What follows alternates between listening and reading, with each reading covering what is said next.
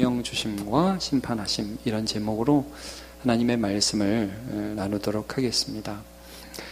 우리는 지금 요한복음 5장에서 베데스다 연못가에서 38년 된 병자를 예수님께서 고치심으로 경쟁하며 수고하며 자기가 자기 인생 책임지는 죄된 인생이 얼마나 쉬지 못하는가. 그런데 그 병자를 고치시는 일이 안식일에 하심으로 참된 안식을 주시는 하나님의 아들의 사역이 무엇인지를 지금 보여주고 계신 것입니다.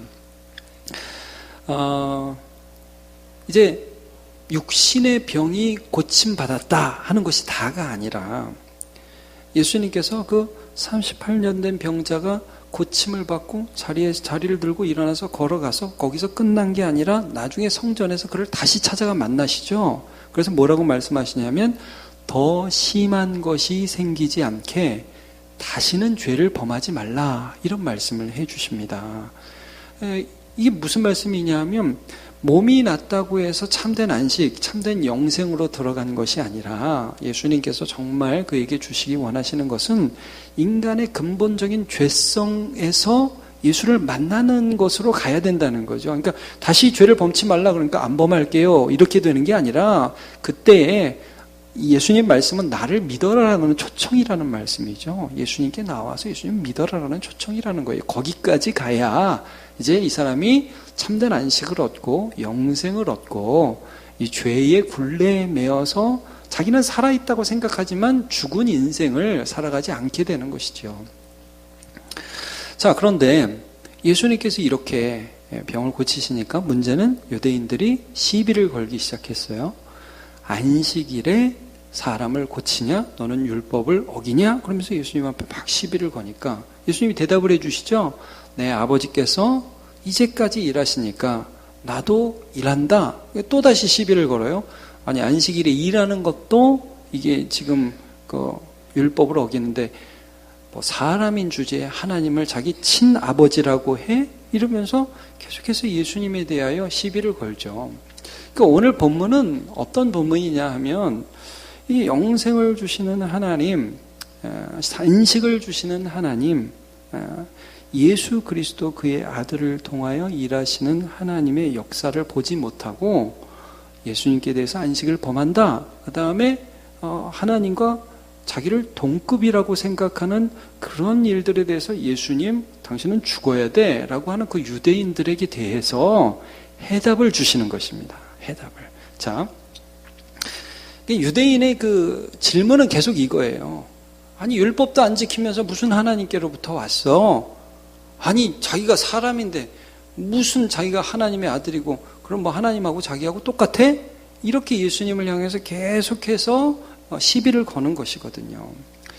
예수님이 지난주에 우리가 나눈 말씀을 통해서 좀 살펴본 것은 예수님이 하나님 아버지와 아들의 관계 안에 있다는 것을 먼저 말씀하여 주셨어요. 그러니까 오늘 본문에서 굉장히 중요한 논점은 이겁니다, 여러분. 사람은요, 자기가 열심히 일하고 자기가 착하게 살고 자기가 자기 힘으로 율법을 이렇게 지켰어. 그럼 나 하나님 앞에 잘했다고 생각하는 거예요. 그런데 그게 아니라는 거예요, 예수님은. 하나님 아버지께서 예수님, 아들 하나님 안에서 일하세요.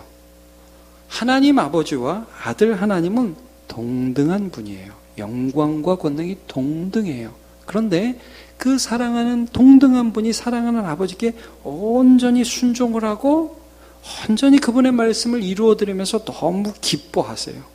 그리고 하나님 아버지는 그렇게 순종하는 아들에게 생명, 자기 안에 있는 생명을 계속해서 주세요. 이게 생명의 관계라는 거예요. 그러니까 내가 열심히 일해가지고 하나님 앞에 인정받는 삶이 아니에요. 이미 하나님 아버지가 아들 하나님 안에 계시고 아들 하나님은 아버지 하나님의 뜻을 보고 완전한 사랑의 교제 가운데 있는 거예요. 이게 영생이고 이게 안식인데 이 사람들이 계속하는 건 뭐냐면 내가 열심히 의롭게 착하게 이것저것 해서 업적을 남긴다, 이거라는 거예요. 이게 아니라는 걸 보여주었죠. 자, 오늘 예수님의 대답은 이것입니다. 너네 자꾸 시비 거는데 지금 38년 된 병자 베데스다 연못에서 일어나서 참 그것 때문에 하나님이 일하신 걸 내가 보여주긴 했는데 내가 좀 더 큰 거 보여줄게. 쉽게 말해서 이겁니다. 너네가 지금 병자 하나 일어나는 거 봤는데 그것보다 더 큰 일을 내가 앞으로 보여줄게. 자, 오늘 본문의 20절을 보십시오.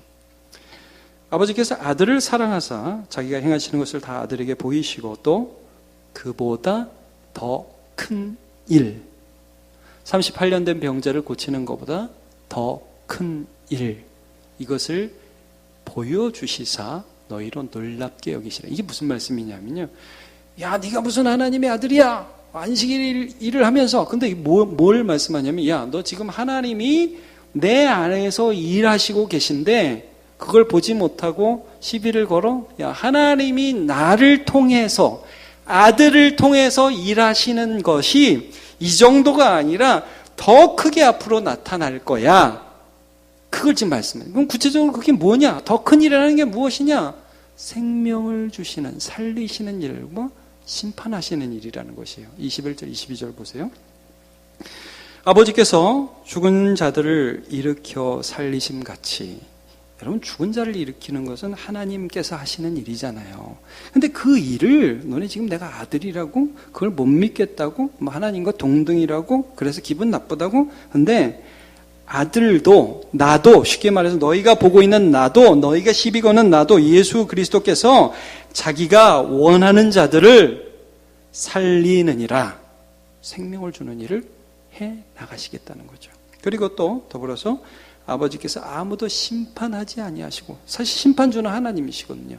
근데 최후의 심판의 권리와 권한과 그 권위를 아들에게 맡기셨다라는 말씀을 지금 해주고 계신 거예요. 그러니까 예수께서 하나님의 아들이신 건 시비를 건데, 너네 이건 아무것도 아니야. 앞으로 일어날 일들, 지금 하나님께서 내 속에서 하실 일들이 사람을 살리고 심판하는 일로 나타날 거야 라고 지금 말씀해 주시는 거예요. 그리고 궁극적으로 그것을 통해서 하나님께서 무엇을 이루시느냐 하면, 여러분 23절을 보세요. 이는 모든 사람으로 아버지를 공경하는 것 같이, 그러니까 말하자면 하나님을 믿잖아요. 사람들이 또 하나님을 공경하죠. 경외하죠. 근데 하나님 아버지의 마음에는 하나님께서 받으시는 그 공경을 아들 하나님께서 받으시기를 원하신다는 거예요.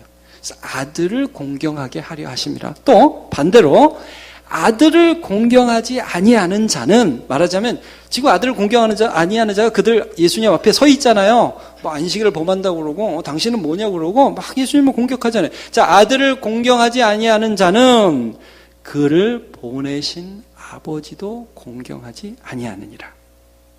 그러니까 여러분 이런 거예요. 예수 그리스도는 우리가 요한복음 1장 18절에 어떤 분이라고 말씀했냐면 보이지 않는 하나님을 보여주신 분이죠. 기억하십니까?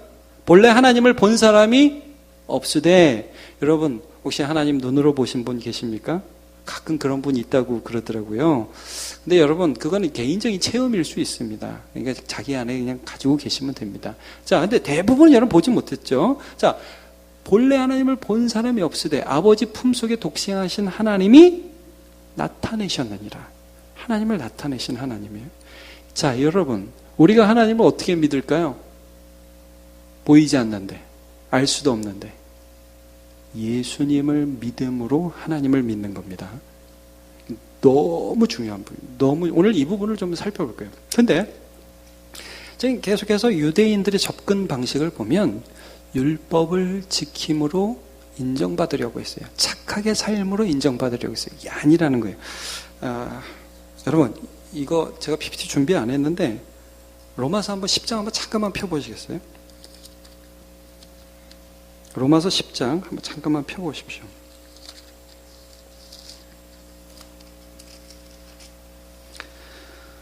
(2절과 3절) 로마서 10장 2절과 3절을 잠깐만 보도록 하죠.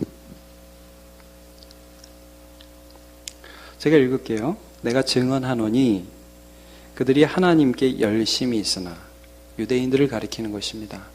율법 보통 열심으로 지킨 게 아니에요. 사람들은 뭐 요즘으로 하면 예배 시간 늦는 법이 없고 수요 예배, 새벽 예배, 뭐 주일 낮 오후 다 한 번도 빠지는 사람이 없고 빠지는 적이 없는 그런 사람들일 거예요. 열심히 있는데 근데 올바른 지식을 따른 것이 아니니라 하면서 하나님의 의를 모르고 자기 의를 세우려고 힘써 하나님의 의에 복종치 아니하였느니라. 안식일을 지켜요. 근데 안식을 주신 예수님을 믿지 않아. 너무나 아이러니한 것이죠. 이 사람들을 가리키는 거예요. 열심히 살아요, 여러분. 세상 사람들 열심히 살아요. 최선을 다해요. 하나님과 관계없어요. 그들을 말씀하고 있는 것입니다. 너무너무 무서운 것이죠. 자, 여러분. 하나님께서 일을 하십니다. 하나님 분명히 살아계시죠? 하나님께서 오늘도 역사하십니다. 생명을 주신다고 그랬어요. 마지막 날에 심판하신다고 그랬어요. 누구를 통해서? 예수 그리스도를 통해서. 우리가 할 수 있는 일은 뭐예요? 예수 그리스도를 믿는 일이에요. 자, 보도록 하죠. 먼저 생명 주시는 부분을 잠깐 살펴보면요. 여러분 우리 한 번만 더 찾아볼게요. 구약 성경 에스겔서를 한번 잠깐 가보겠습니다. 37장을 한번 가볼 텐데요. 구약 성경 에스겔서는 37장은 제 성경으로 1209쪽쯤 있습니다. 여러분 구약 성경 에스겔서 37장을 한번 가 보시죠.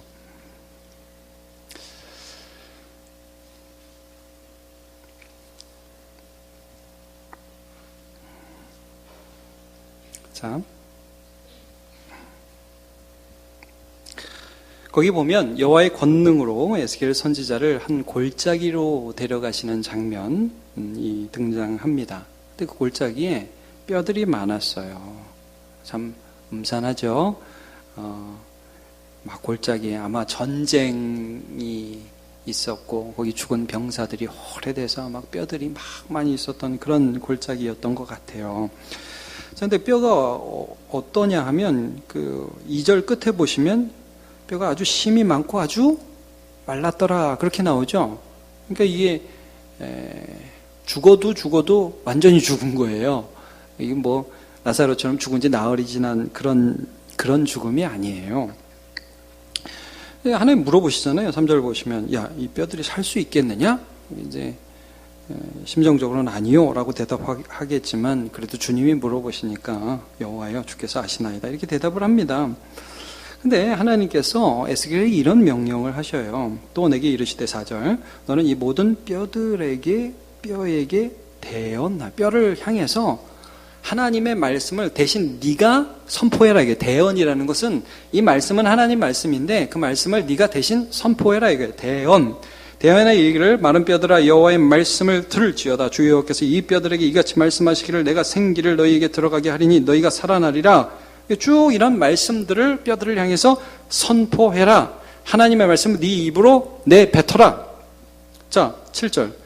이게 내가 명령을 따라 대언을 하니까 그 말씀을 선포하니까 대언할 때 뼈에 소리가 나고 움직이며 이 뼈 저 뼈들이 들어맞아 뼈들이 서로 연결되고 내가 보니 그 뼈에 힘줄이 생기고 살이 오르며 그 위에 가죽이 덮였어요. 신기한 일이었어요. 근데 그 속에 뭐는 없어요? 생기는 아직 없어요. 아직 살아나진 않았어요. 자, 9절을 보니까 생기를 향하여 다시 한번 대언하라는 명령, 또다시 대언의 명령이 나타나게 됩니다. 말씀을 선포하라는 거예요. 말씀을. 생기에게 대언하여 이르기를 주 여호와께서 이같이 말씀하시기를 생기야 사방에서부터 와서 이 죽임을 당한 자에게 불어서 살아나게 하라 하셨다 하라. 그래서 10절에 내가 그 명령대로 대언하였더니 그랬더니 생기가 그들에게 들어가며 그들은 곧 살아나서 일어나서는 극히 큰 군대더라. 자, 여러분 에스겔은 죽은 뼈를 향해서 말씀을 선포하니까 죽은 자들이 살아났어요. 죽은 뼈들이 살아났어요. 어떤 하나님이냐면 창조의 하나님입니다. 생명을 살리는 하나님이십니다. 말씀으로 그 일들을 하고 계십니다. 자, 여러분 12절 그러므로 너는 대언하여 그들에게 이르기를 주 여호와께서 이같이 말씀하시기를 내 백성들아 내가 너희 무덤을 열고 너희로 거기에서 나오게 하고 이스라엘 땅으로 들어가게 하리라. 자, 여러분 이게 무슨 말씀이냐면 이 에스겔서의 마른 뼈들이 살아나는 이 기적의 말씀은 1차적으로는 이 당시 이스라엘 민족이, 유대 민족이죠. 바벨론의 포로로 끌려가서 죽은 민족이 되는 거예요. 죽은 민족.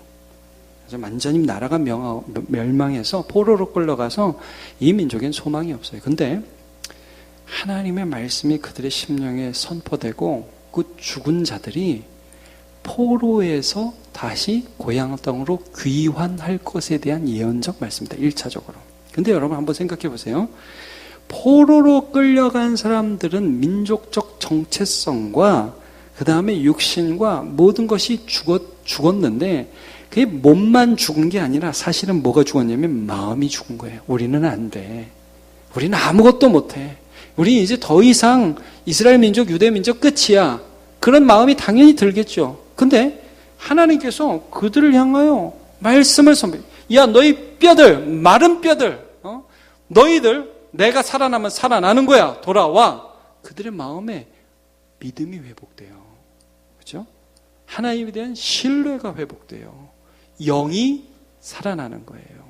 그러니까 이건 그 당시로 치면은 이스라엘 백성들이 포로의 귀환을 통해서 그들의 민족이 살아나고 그들의 믿음이 살아나는 것을 말씀하고 있지만 동시에 또 이 말씀은 말씀이신 예수 그리스도가 영적으로 죽은 자에게 선포될 때에 하나님이 어디 계셔 하던 그런 사람들, 도대체 내 삶에 하나님이 있기는 있는 거야. 반응을 할 수가 없어요. 예배할 수가 없어요. 하나님께 나아갈 수 없어요. 기도할 수 없어요. 그냥 살아가는 거예요. 옆에 사람들하고 지지고 볶고 살아가는 거예요. 근데 그게 죽어가는 것인데 그게 죽음인 줄 모르고 자기가 심판 아래에 있는 줄 모르고 그렇게 살아가던 그 사람들에게 예수 그리스도의 말씀이 선포될 때, 또는 예수님이 직접 말씀하실 때도 있고, 또는 저와 같이 말씀을 대언하고 또 우리가 함께 말씀을 읽을 때 그 말씀을 들을 때에 우리가 영적으로 살아나는 일들을 오직 누구를 통해서 하시느냐? 예수 그리스도를 통해서 하신다는 말씀이에요. 지금 예수님은 무슨 말씀을 하시고 계시냐면, 야, 너네들 이거 보고 나한테 지금 뭐 하나님의 아들이냐 뭐냐 이런 말씀을 하고 있어. 야, 이거는 조금이야. 수많은 사람들이 나의 말을 들을 때에 하나님을 만나게 될 것이다. 나의 말을 들을 때에 하나님의 생명이 그들의 생명으로 들어가게 될 것이다. 선포해 주고 계시는 것이죠. 자, 여러분 오늘 본문에 25절 보세요. 25절. 진실로 진실로 너희에게 이르노니 죽은 자들이, 여러분 영적으로 죽은 자들, 여기서의 죽은 자들은 살아있으나 하나님께 대하여 죽은 자들을 가리키는 것이에요. 죽은 자들이 하나님의 아들의 음성을 들을 때가 오나니 곧 이때라. 너네 듣고 있잖아.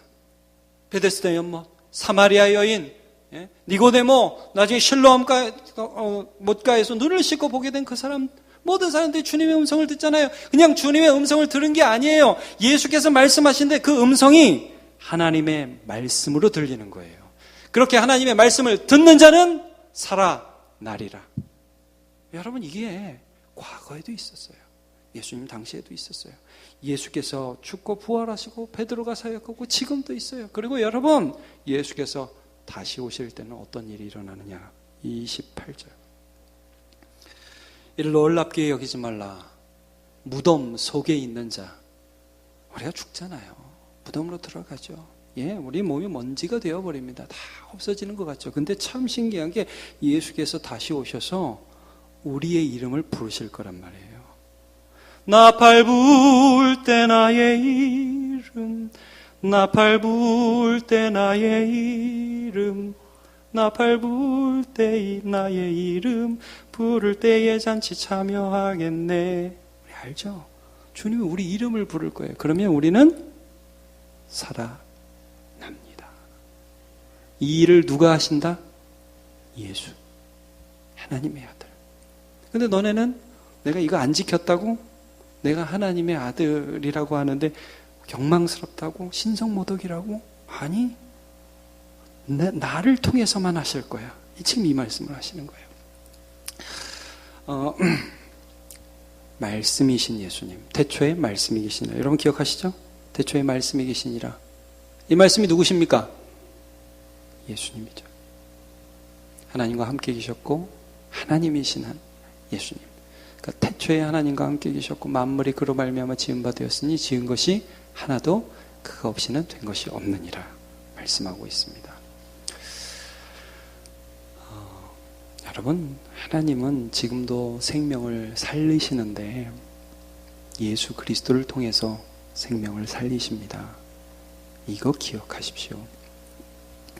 사도행전 3장에 가보면요, 예수님이 죽으시고 부활하신 다음에 제자들이 오순절에 다락방에서 기도하다가 성령을 받죠.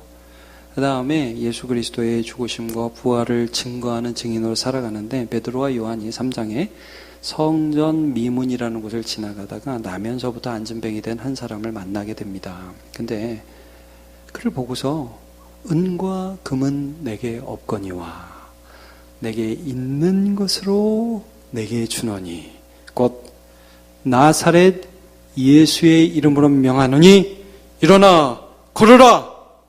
말씀을 선포하잖아요. 예수 그리스도의 말씀을. 일어나 걸어라. 그러니까 그의 몸이 예수 그리스도의 말씀에 반응해서 일어나서 뛰기 시작합니다. 여러분, 그렇죠? 살아나죠. 근데 사람들이 막 그 주위에 몰려들면서 베드로와 요한을 보면서 굉장히 신기했어요. 이 사람들 대단한 사람 아니야? 베드로와 요한이 그들을 보면서 오히려 너네 왜 내가 무슨 특별한 일을 행한 것처럼, 내가 무슨 대단한 능력이 있는 것처럼 나를 주목해서 보냐? 너희들 얼마 전에 생명의 주 예수 그리스도를 십자가에 못 박아 죽였지? 그 예수를 하나님께서 다시 살리셨다. 이 사람 어떻게 났냐고? 그 예수를 믿는 믿음으로 이 사람이 온전하게 되었느니라. 예수가 하신 거예요. 예수께서 이 사람을 살리신 거예요. 근데 여러분, 그 사람이 단순히 몸이 일어서는 것으로 그치지 않았어요. 우리가 성경을 보면 그 사람이 일어나서 뭐 했는지 여러분 기억하십니까? 성전에서 뛰어다니면서 누구를 찬양해요? 하나님을 찬양합니다. 여러분 참 재밌죠? 베드로와 요한이 그들을 낫게 한 것 같은데 베드로와 요한을 찬양하지 않았어요. 나를 낫게 하신 예수 그리스도의 이름을 통해서 하나님을 아는 데까지 이른 거예요. 하나님이 정말 살아계시다. 하나님이 예수를 우리에게 주셨다. 예수를 나에게 주셨다. 그의 이름이 나를 낫게 했다. 그는 여러분 몸만 나은 자가 아니라 영원한 생명을 얻게 된 자가 되었습니다. 이 일을 예수 그리스도를 통해서 하고 계신다는 것이죠. 자, 여러분, 오늘 본문에서 마지막으로 28절을 자, 요거 보기 전에 하나만 제가 얘기를 하고 요걸 보도록 하겠습니다. 여러분,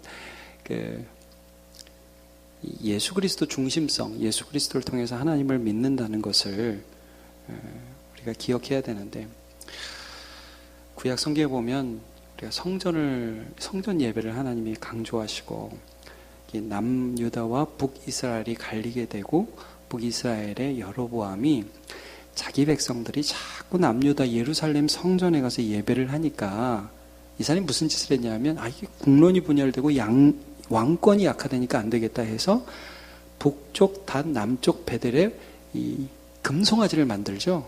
그래서 여기다 예배하면 된다. 그렇게 얘기를 했어요. 이게 여로보암의 큰 죄가 됩니다. 근데 여러분, 하나님이 왜 예루살렘 성전에 가서 제사하라고 했을까요? 그리고 여러분, 포로로 끌려갔어도 그 백성들이 항상 어디를 향해서? 성전을 향해서, 성전 있는 곳을 향해서 다니엘도 창문을 열어놓고 하루에 3번 기도하잖아요. 여러분, 그게 도대체 무슨 의미일까요? 성전은 누구를 가리켜요? 예수님을 가리킵니다. 그러니까 여러분, 이런 거예요. 우리가 하나님을 믿어요. 하나님을 믿는데 만약에 내 마음대로 믿으면 그건 하나님이 아니라 내 욕심에 대한 우상이에요. 여러분, 왜 성경 말씀을 통해서 하나님을 믿어야 되느냐? 이 성경이 누구를 가리켜요? 이 성경이 여러분 예수님 말씀이에요. 너희가 성경에서 영생을 얻는 줄 알고 성경을 상고하거니와 이 성경이 곧 내게 대하여 증언하는 것이니라. 예수님 말씀하시죠. 신약 성경은 어떤 말씀이에요? 예수님께서 하신 말씀들을 제자들이 기록했고 예수님이 보내신 사람들이 예수님의 일을 한 것이 신약 성경입니다. 성경은 예수 그리스도에 대한 증언의 책입니다. 그러면 여러분, 이 성경 말씀을 들을 때에 우리가 예수님을 통하여 살아나는 역사가 일어나고 생명 주는 일들이 오늘도 오직 예수님을 통해서 일어난다는 것이죠. 자, 심판에 대해서 마지막으로 점검합니다. 28절 29절. 이를 놀랍게 여기지 말라. 자, 내가 지금 뭐 죽은 사람 살린다 그러고 뭐 그런 일들 일어나는데 뭐 이 정도 갖고 놀라지 마. 무덤 속에 있는 자가 이제 말세, 예수님이 다시 오실 때를 말씀하는 거죠. 말일에 무덤 속에 있는 자가 다 나의 음성을 들을 때가 오는데 선한 일을 행한 자는 생명의 부활로, 악한 일을 행한 자는 심판의 부활로 나오리라. 자, 여러분, 여기 선한 일을 행한다는 거 제가 여러 번 말씀드렸습니다. 착하게 살고 의롭게 살라는 말씀이 아닙니다. 우리가 할 수 있는 선한 일은 뭐라고 그랬죠? 예수 그리스도를 믿는 일입니다. 믿음으로 하는 것입니다. 자, 로마서 14장 23절에 이런 말씀이 있어요. 믿음으로 하지 아니한 모든 것이 다 죄니라.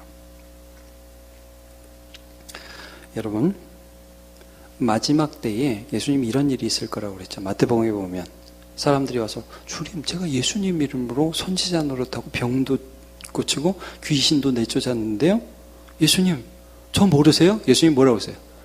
불법을 행하는 자들아, 나를 떠나가라. 내가 너희를 도무지 알지 못하노라. 그러니까 여러분, 선한 일을 했어요. 대단한 일을 했어요. 그런데 예수님과 상관없이 했어요. 아무것도 아니라는 거예요.